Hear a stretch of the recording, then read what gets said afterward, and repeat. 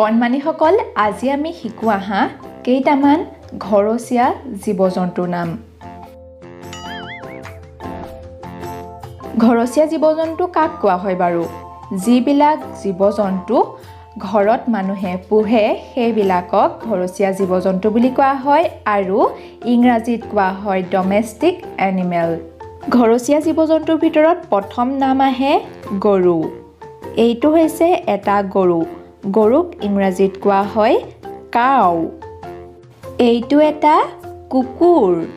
ইংৰাজীত কুকুৰক কোৱা হয় ডগ।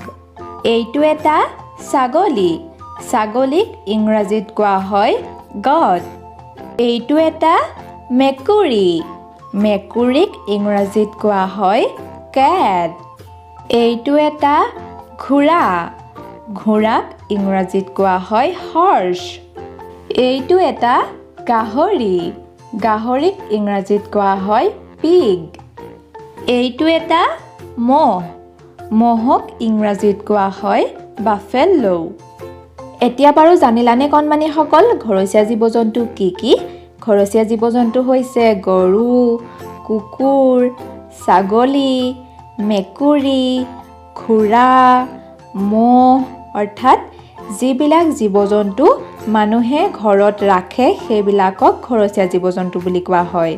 কণমানিসকল, আজি ভিডিঅ'টোত আছিল ইমানেই। আশা ৰাখিলোঁ তোমালোকৰ কাৰণে এই ভিডিঅ'টো সহায়ক হ'ব। যদি সহায়ক হয় এটা লাইক নিশ্চয় কৰি থবা আৰু নতুন ভিডিঅ'সমূহ পাবৰ কাৰণে চেনেলটো ছাবস্ক্ৰাইব কৰি থবা।